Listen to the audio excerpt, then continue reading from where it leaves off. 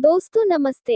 इस वीडियो में कहानी का शीर्षक है अग्नि समाधि। कहानी सुनो। साधु संतों के सत्संग से बुरे भी अच्छे हो जाते हैं, किंतु प्रयाग का दुर्भाग्य था कि उस पर सत्संग का उल्टा ही असर हुआ। उसे गांजे, चरस और भांग का चस्का पड़ गया, जिसका फल ये हुआ कि एक मेहनती, उद्यमशील युवक आलस्य का उपासक बन बैठा। जीवन संग्राम में यह आनंद कहाँ। किसी वट वृक्ष के नीचे धूनी जल रही है, एक जटाधारी महात्मा विराज रहे हैं, भक्तजन उन्हें घेरे बैठे हुए हैं और तिल तिल पर चरस के दम लग रहे हैं। बीच बीच में भजन भी हो जाते हैं। मजूरी धातुरी में ये स्वर्ग सुख कहाँ। चिलम भरना प्रयाग का काम था। भक्तों को परलोक में पुण्य फल की आशा थी, प्रयाग को तत्काल फल मिलता था। चिलमों पर पहला हक उसी का होता था। महात्माओं के श्रीमुख से भगवत चर्चा सुनते हुए वह आनंद से विह्वल हो उठता था, उस पर आत्मस्मृति सी छा जाती थी।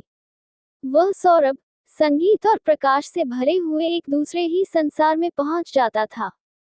इसलिए जब उसकी स्त्री रुक्मिन रात के 10-11 बज जाने पर उसे बुलाने आती, तो प्रयाग को प्रत्यक्ष क्रूर अनुभव होता। संसार उसे कांटों से भरा हुआ जंगल सा दिखता, विशेषत जब घर आने पर उसे मालूम होता कि अभी चूल्हा नहीं जला और चने चबेने की कुछ फिक्र करनी है। वह जाति का भर था। गांव की चौकीदारी उसकी मीरास थी। 2 रुपये और कुछ आने वेतन मिलता था। वर्दी और साफा मुफ्त। काम था सप्ताह में 1 दिन थाने जाना, वहां अफसरों के द्वार पर झाड़ू लगाना, अस्तबल साफ करना, लकड़ी चीरना। प्रयाग रक्त के घूंट पी पी कर ये काम करता, क्योंकि अवज्ञा शारीरिक और आर्थिक दोनों ही दृष्टि से महंगी पड़ती थी।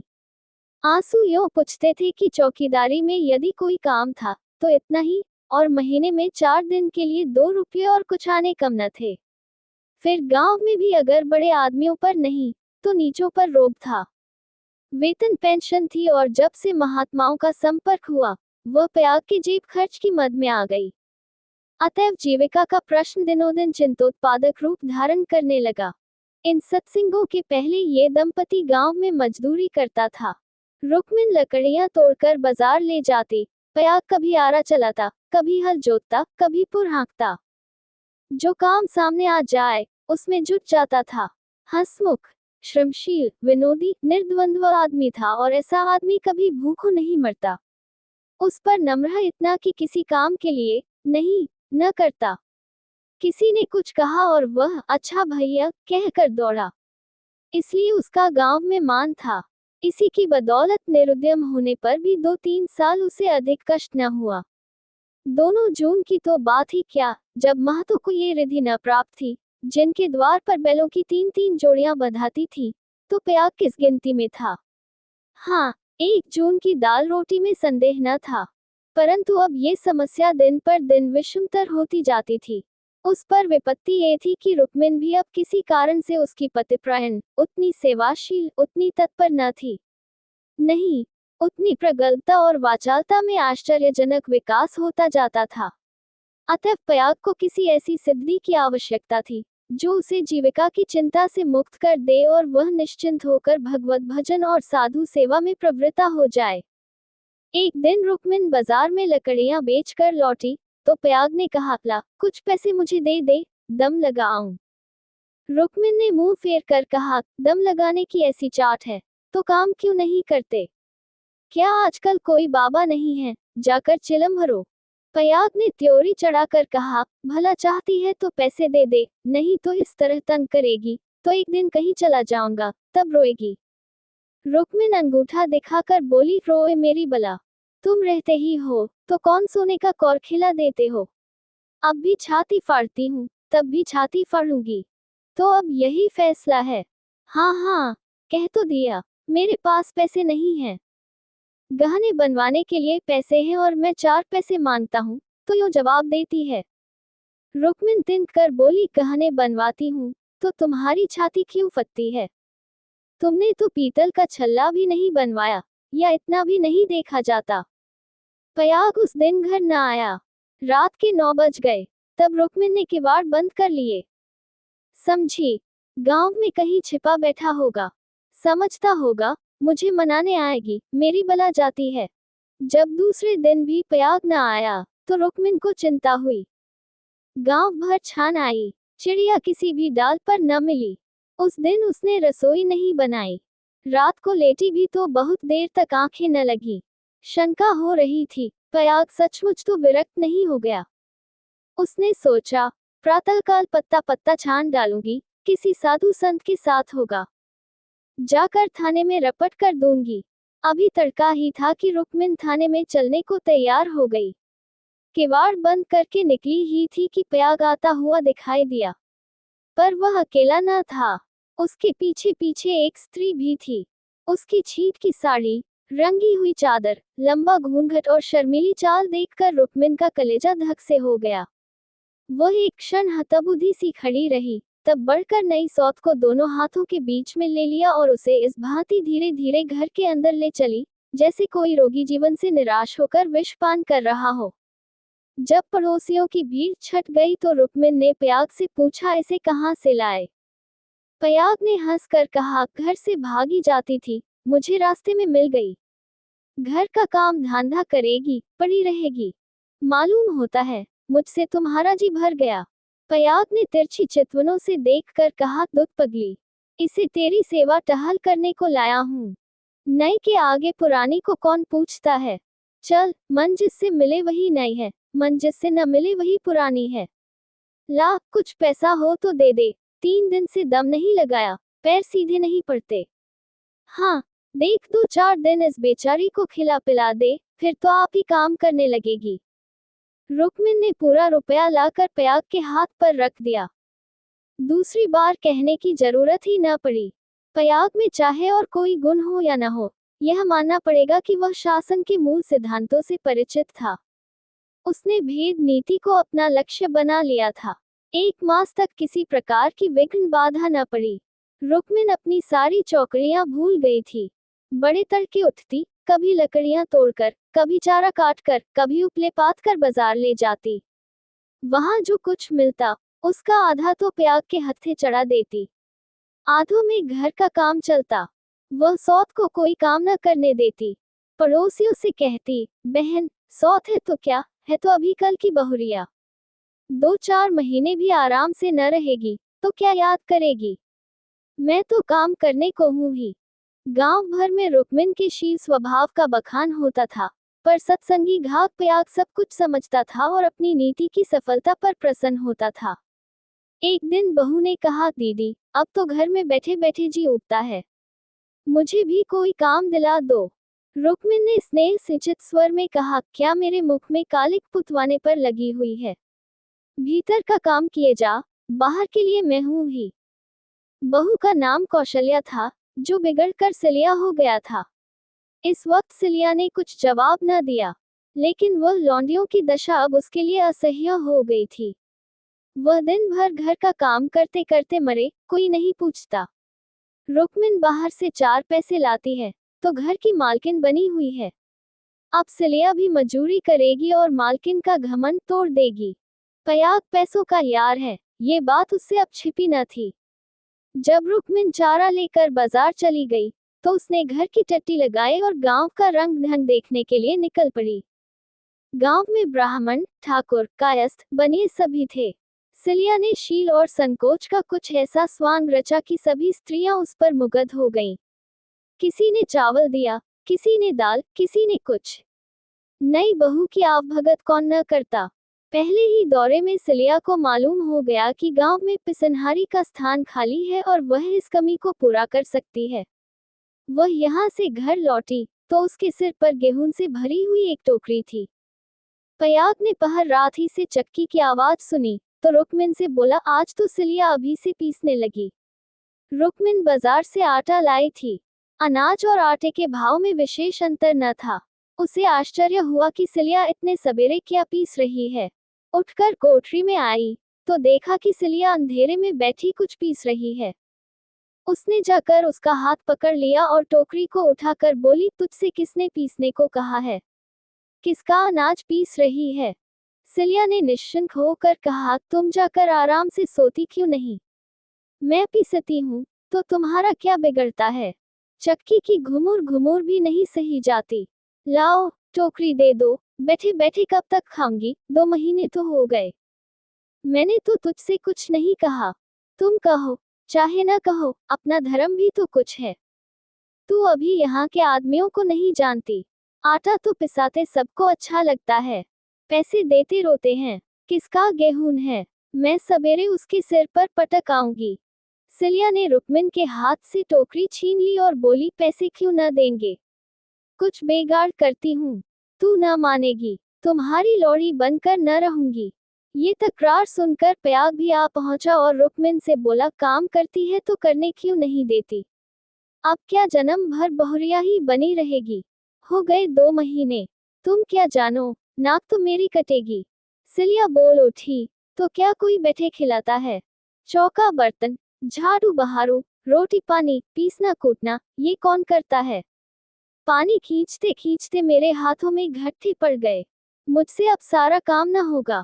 पयाग ने कहा, तो तू ही बाजार जाया कर, घर का काम रहने दे, रुकमिन कर लेगी। रुकमिन ने आपत्ति की, ऐसी बात मुंह से निकालते लाज नहीं आती। 3 दिन की बहुरिया बाजार में घूमेगी तो संसार क्या कहेगा? सिलिया ने आग्रह करके कहा, संसार क्या कहेगा, क्या कोई अब करने जाती हूँ? सिलिया की डिग्री हो गई, आधिपत्य रुकमिन के हाथ से निकल गया। सिलिया की अमलदारी हो गई, जवान औरत थी। गेहूं पीस कर उठी तो औरों के साथ घास छीलने चली गई, और इतनी घास छीली कि सब दंग रह गईं। गट्ठा उठाए न उठता था। जिन पुरुषों को घास छीलने का बड़ा अभ्यास था, उनसे भी उसने बाजी मार ली। ये गट्ठा 12 आने का बिका।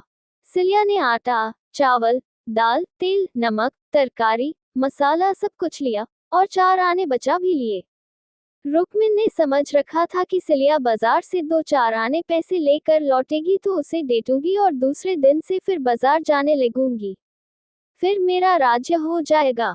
पर यह सामान देखे तो आंखें खुल गईं। पयाग खाने बैठा तो मसालेदार तरकारी का बखान करने लगा। महीनों से ऐसी स्वादिष्ट वस्तु मयस्सर न हुई थी। बहुत प्रसन्न हुआ। भोजन करके वह बाहर जाने लगा तो सिलिया बरोठे में खड़ी मिल गई। बोला, आज कितने पैसे मिले? 12 आने मिले थे, सब खर्च कर डाले, कुछ बचे हों तो मुझे दे दे। सिलिया ने बचे हुए 4 आने पैसे दे दिए। पयाग पैसे खनखनाता हुआ बोला, तूने तो आज मालामाल कर दिया। रुकमिन तो 2-4 पैसों ही में टाल देती थी। मुझे गाड़ कर रखना थोड़े ही है। पैसा खाने पीने के लिए है कि गाड़ने के लिए? अब तू ही बाजार जाया कर, रुकमिन घर का काम करेगी।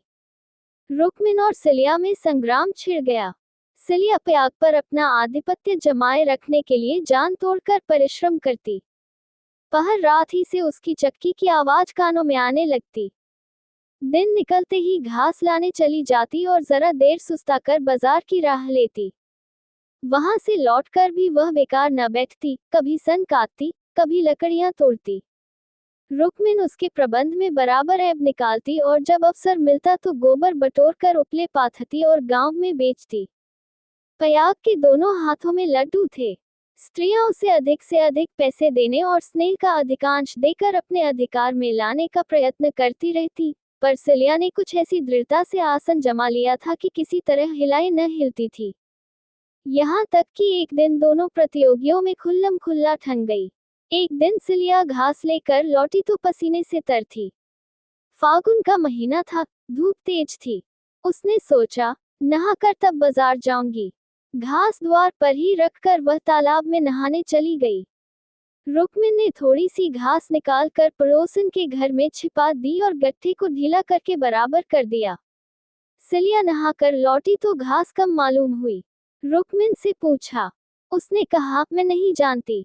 सिलिया ने गालियां देनी शुरू की, जिसने मेरी घास छुई हो, उसकी देह में कीड़े पड़े, उसके बाप और भाई मर जाएं, उसकी आंखें फूट जाएं। रुकमिन कुछ देर तक तो जबत किए बैठी रही, आखिर खून में उबाल आ ही गया।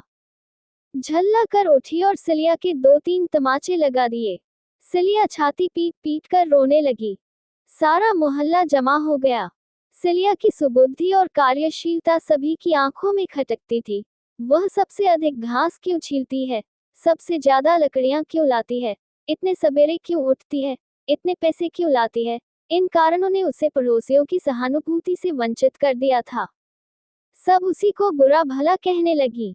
मुट्ठी भर घास के लिए इतना ऊधम मचा डाला, इतनी घास तो आदमी झाड़ कर फेंक देता है। घास न हुई सो न हुआ। तुझे तो सोचना चाहिए था कि अगर किसी ने ले ही लिया तो है तो गांव घर ही का, बाहर का कोई चोर तो आया नहीं। तूने इतनी गालियां दी तो किसको दी? पड़ोसियों ही को तो। संयोग से उस दिन पयाग थाने गया हुआ था। शाम को थका मांदा लौटा तो सिलिया से बोला, ला कुछ पैसे दे दे तो दम लगाऊं, थक कर चूर हो गया हूं। सिलिया उसे देखते ही हाय हाय करके रोने लगी। पयाग ने घबरा कर पूछा, क्या हुआ, क्यों रोती है? कहीं गमी तो नहीं हो गई? नहर से कोई आदमी तो नहीं आया? अब इस घर में मेरा रहना ना होगा, अपने घर जाऊंगी। अरे कुछ मुंह से तो बोल, हुआ क्या? गांव में किसी ने गाली दी है? किसने गाली दी है? घर फूंक दूं, उसका चालान करवा दूं। सिलिया ने रो रो कर सारी कथा कह सुनाई। पयाग पर आज थाने में खूब मार पड़ी थी, झल्लाया हुआ था। वह कथा सुनी तो देह में आग लग गई। रुक्मिन पानी भरने गई थी, वह अभी घड़ा भी न रखने पाई थी कि पयाग उस पर टूट पड़ा और मारते मारते बेदम कर दिया। वह मार का जवाब गालियों से देती थी और पयाग हर एक गाली पर और झल्ला झल्ला कर मारता था, यहाँ तक कि रुक्मिन के घुटने फूट गए, चूड़ियां टूट गईं। सिलिया बीच बीच में कहती जाती थी, वाह रे तेरा दीदा, वाह रे तेरी जबान, ऐसी तो औरत ही नहीं देखी। औरत काहे को डाइन है, जरा भी मुंह में लगाम नहीं। किंतु रुक्मिन उसकी बातों को मानो सुनती ही न थी। उसकी सारी शक्ति पयाग को कोसने में लगी हुई थी। पयाग मारते मारते थक गया, पर रुक्मिन की जबान न थकी। बस यही रट लगी हुई थी, तू मर जा, तेरी मिट्टी निकले, तुझे भवानी खाया, तुझे मिर्गी आए। पयाग रह रह कर क्रोध से तिलमिला उठता और आकर दो चार लातें जमा देता, पर रुक्मिन को अब शायद चोट ही न लगती थी। वह जगह से हिलती भी न थी, सिर के बाल खोले जमीन पर बैठी इन्हीं मंत्रों का पाठ कर रही थी। उसके स्वर में अब क्रोध न था, केवल एक उन्मादमय प्रवाह था। उसकी समस्त आत्मा हिंसा कामना की अग्नि से प्रज्वलित हो रही थी। अंधेरा हुआ तो रुक्मिन उठकर एक ओर निकल गई, जैसे आंखों से आंसू की धार निकल जाती है। सिलिया भोजन बना रही थी, उसने उसे जाते देखा भी, पर कुछ पूछा नहीं। द्वार पर पयाग बैठा चिलम पी रहा था, उसने भी कुछ न कहा। जब फसल पकने लगती थी तो 1.5-2 महीने तक पयाग को हार की देखभाल करनी पड़ती थी। उसे किसानों से दोनों फसलों पर हल पीछे कुछ अनाज बंधा हुआ था। माघ ही में वह हार के बीच में थोड़ी सी जमीन साफ करके एक मड़ैया डाल लेता था और रात को खा पी कर आग, चिलम और तमाकू चरस लिए हुए इसी मड़ैया में जाकर पड़ा रहता था। चैत के अंत तक उसका यही नियम रहता था। आजकल वही दिन थे। फसल पकी हुई तैयार खड़ी थी, 2-4 दिन में कटाई शुरू होने वाली थी। पयाग ने 10 बजे रात तक रुक्मिन की राह देखी। फिर यह समझकर कि शायद किसी पड़ोसन के घर सो रही होगी, उसने खा पी कर अपनी लाठी उठाए और सिलिया से बोला, किवाड़ बंद कर ले, अगर रुक्मिन आए तो खोल देना और मना जुना कर थोड़ा बहुत खिला देना। तेरे पीछे आज इतना तूफान हो गया, मुझे न जाने इतना गुस्सा कैसे आ गया। मैंने उसे कभी फूल की छड़ी से भी न छुआ था। कहीं बूढ़ धांस न मरी हो तो कल आफत आ जाए। सिलिया बोली, न जाने वह आएगी कि नहीं, मैं अकेली कैसे रहूंगी, मुझे डर लगता है। तो घर में कौन रहेगा? सूना घर पाकर कोई लोटा थाली उठा ले जाए तो डर किस बात का है? फिर रुक्मिन तो आती ही होगी। सिलिया ने अंदर से टट्टी बंद कर ली। पयाग हार की ओर चला। चरस की तरंग में ये भजन गाता जाता था, ठगिनी क्या नैना झमकावे, कद्दू काट मृदंग बनावे, नींबू काट मजीरा, 5 तरोई मंगल गावे, नाचे बालम खीरा। रूपा पहिर के रूप दिखावे, सोना पहिर रिझावे, गले डाल तुलसी की माला, 3 लोग भरमावे। ठगिनी। सहसा सिवाने पर पहुंचते ही उसने देखा कि सामने हार में किसी ने आग जलाई। एक क्षण में एक ज्वाला सी दहक उठी। उसने चिल्लाकर पुकारा, कौन है वहां? अरे ये कौन आग जलाता है? ऊपर उठती हुई ज्वालाओं ने अपनी आग्नेय जना से उत्तर दिया। अब पयाग को मालूम हुआ कि उसकी मड़ैया में आग लगी हुई है। उसकी छाती धड़कने लगी। इस मड़ैया में आग लगाना रुई के ढेर में आग लगाना था। हवा चल रही थी। मड़ैया के चारों ओर एक हाथ हटकर पकी हुई फसल की चादर सी बिछी हुई थी। रात में भी उनका सुनहरा रंग झलक रहा था। आग की एक लपट, केवल एक जरा सी चिनगारी सारे हार को भस्म कर देगी। सारा गांव तबाह हो जाएगा। इसी हार से मिले हुए दूसरे गांव के भी हार थे, वे भी जल उठेंगे। ओह, लपटें बढ़ती जा रही हैं। अब विलंब करने का समय न था। पयाग ने अपना उपला और चिलम वहीं पटक दिया और कंधों पर लोबंद लाठी रखकर बेतहाशा मड़ैया की तरफ दौड़ा। मेढ़ों से जाने में चक्कर था, इसलिए वह खेतों में से होकर भागा जा रहा था। प्रति क्षण ज्वाला प्रचंडतर होती जाती थी और पयाग के पांव और तेजी से उठ रहे थे। कोई तेज घोड़ा भी इस वक्त उसे पा न सकता था। अपनी तेजी पर उसे स्वयं आश्चर्य हो रहा था। जान पड़ता था, पांव भूमि पर पड़ते ही नहीं। उसकी आंखें मड़ैया पर लगी हुई थी, दाहिने बाएं से और कुछ न सूझता था। इसी एकाग्रता ने उसके पैरों में पर लगा दिए थे। न दम फूलता था, न पांव थकते थे। 3-4 फरलांग उसने 2 मिनट में तय कर लिए और मड़ैया के पास जा पहुंचा। मड़ैया के आसपास कोई न था। किसने ये कर्म किया है, ये सोचने का मौका न था। उसे खोजने की तो बात ही और थी। पयाग का संदेह रुक्मिन पर हुआ, पर यह क्रोध का समय न था। ज्वालाएं कुचाली बालकों की भांति ठट्ठा मारती, धक्कम धक्का करती, कभी दाहिनी ओर लपकती और कभी बाईं तरफ। बस ऐसा मालूम होता था कि लपट अब खेत तक पहुंची, अब पहुंची। मानो ज्वालाएं आग्रहपूर्वक क्यारियों की ओर बढ़ती और असफल होकर दूसरी बार फिर दूने वेग से लपकती थीं। आग कैसे बुझे? लाठी से पीट कर बुझाने का गुण था। वह तो निरी मूर्खता थी। फिर क्या हो? फसल जल गई तो फिर वह किसी को मुंह न दिखा सकेगा। आह, गांव में कोहराम मच जाएगा, सर्वनाश हो जाएगा। उसने ज्यादा नहीं सोचा। गंवारों को सोचना नहीं आता।